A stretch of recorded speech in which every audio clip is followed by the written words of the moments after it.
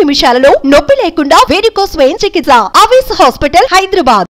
నమస్తే రమ్మగారు. నమస్తే రమ్మగారు, సంకటహార చతుర్థి అంటారు కదా, ఆ రోజు యొక్క విశిష్టత ఏంటండి?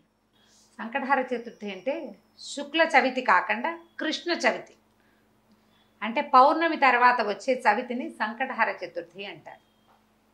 ఆ రోజును కనుక పూజ చేస్తే సంకటాలు తొలుగుతాయని, కష్టాలు తొలుగుతాయని చెప్తారు. మామూలుగా మనకేమిటి, వినాయకుడికి ఎప్పుడు చేసుకుంటాం మనము? ఈ భాద్రపద శుద్ధ చవితి నాడు వినాయక చతుర్థి, ఆయన జన్మదినమని, ఆ రోజు ఆయన జన్మించాడని భావించి ఆ రోజే గణాధిపత్యం వచ్చిందని అయ్యవారికి వాళ్ళ పూజ చేసుకుంటాం. అయితే అన్ని నెలల్లోనూ, ప్రతి నెలలోనూ కూడా పౌర్ణమి వెళ్ళగానే వచ్చే 4వ రోజుని సంకటహర చతుర్థిగా భావించి పూజ చేస్తారు. చవితి వినాయకుడికి ఇష్టం. ఈ కృష్ణ చవితికి కనుక పూజ చేస్తే ఆ రోజు సంకటాలు తొలగుతాయని, ఏ కష్టంలో ఉన్న వాళ్ళైనా వాళ్ళ పూజ చేస్తే విశేషమైన ఫలితం లభిస్తుందని చెప్తారు. ఈ దానికి చాలామంది రాజులు ఈ పూజ చేసి చాలా అద్భుతమైన ఫలితాన్ని పొందిన వాళ్ళు, అట్లా మంచి మంచి కథలు చెప్పబడ్డాయి. కథ చెప్పుకుందాం, ఎలా చేయాలో పూజ చెప్పుకుని కథ తర్వాత చెప్తాం. అలాగేనండి. సంకటహర చతుర్థికి ఏంటంటే ఉదయం ఉపవాసం ఉండి సాయంకాలం చంద్రోదయం అయ్యాక పూజ చేసుకుని భోజనం చేస్తారు. వినాయక పూజ. వినాయక పూజ అంటే వినాయకుడికి మన సంబంధించిన స్తోత్రాలు చదవటం. సాధారణ పూజ అయినా కూడా వినాయక సంబంధమైన స్తోత్రాలు చదువుకోవాలి. చంద్రోదయం అయ్యాకే పూజ చేయాలి. ఆయనకి ఇష్టమైన కుడుములు, ఉండ్రాళ్ళు అవి నివేదన చేస్తారు. గరిక సమర్పించటము. ఏకవింశతి పత్ర పూజ చెప్పరు సంకటహర చతుర్థి.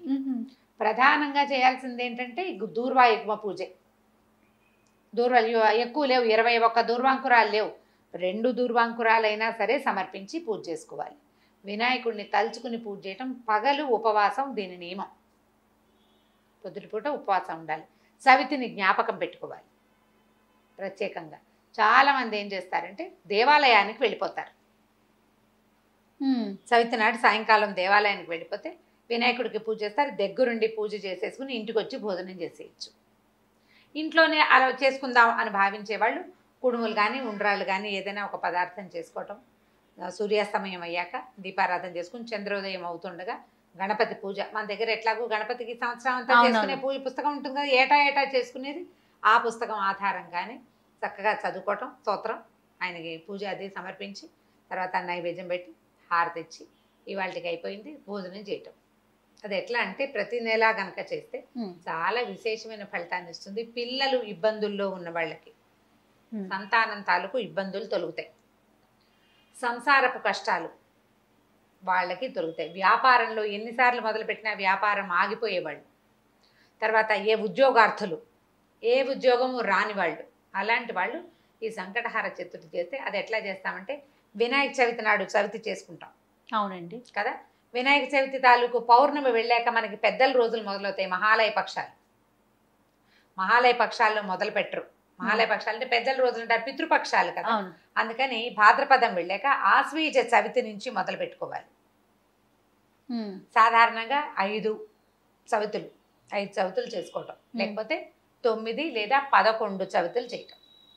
11 అంటే మనం ఆశ్వీజం మొదలు పెట్టామనుకోండి, ఆశ్వీజము, కార్తీకము, మార్గశిరము, పుష్యము, మాఘం 5 రోజులు, 5 నెలలు. తర్వాత చైత్రము, వైశాఖము, జ్యేష్టము, ఆషాఢము, శ్రావణము, అక్కడికి 10 రోజులు, 10 నెలలు. తర్వాత వచ్చేది ఏమిటి? వినాయక చవితి. శ్రావణం తర్వాత వచ్చేది వినాయక భాద్రపదం. ఇది 10 కృష్ణ చతుర్థులు చేసి 11వది ఈ శుక్ల చతుర్థి మన వినాయక చవితితోటి పూర్తి చేసుకోవచ్చు.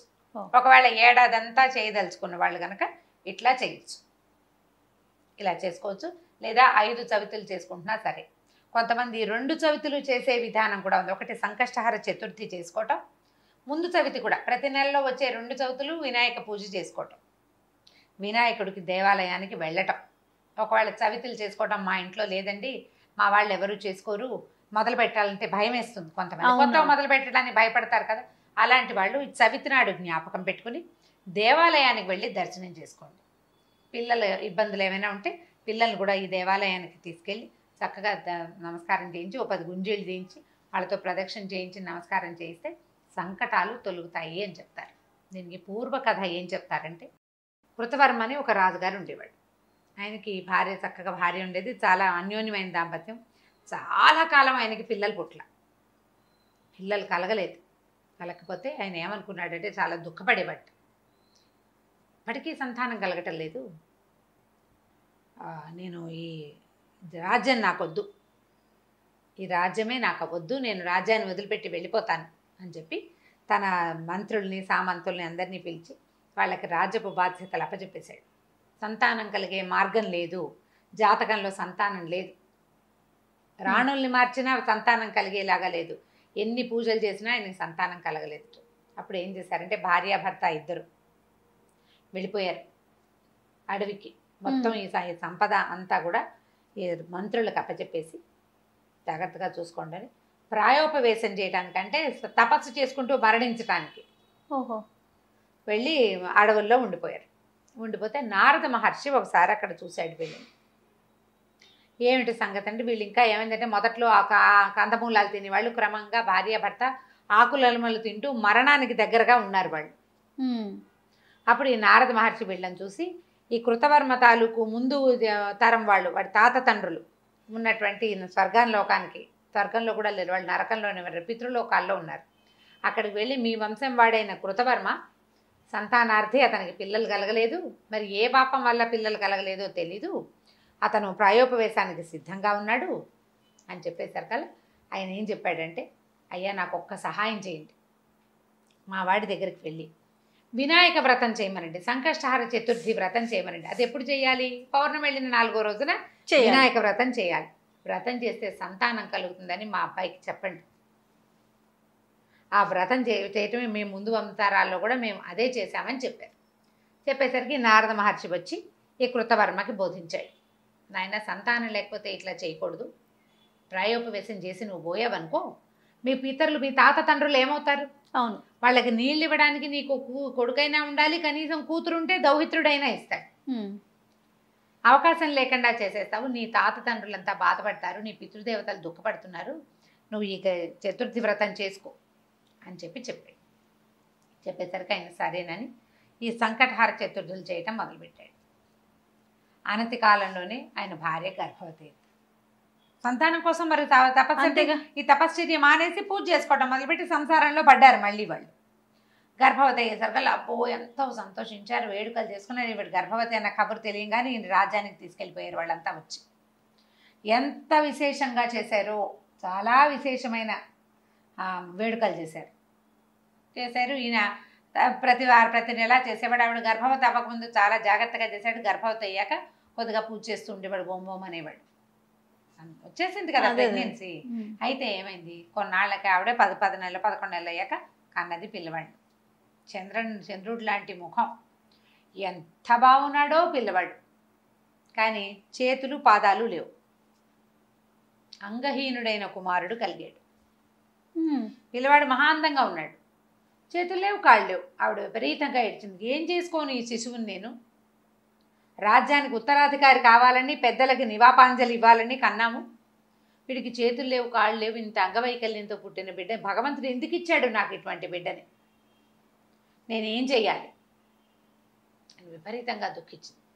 అయితే అప్పుడు 100 మంది ఋషులు వాళ్ళు వచ్చి, అమ్మ కార్యకారణ సంబంధం ఉంటుంది, ప్రతిదానికి ఒకటి జరిగిందంటే దానికి ఒక కారణం ఉంటుంది, ఇలా జరగడానికి దానికి ఒక కారణం.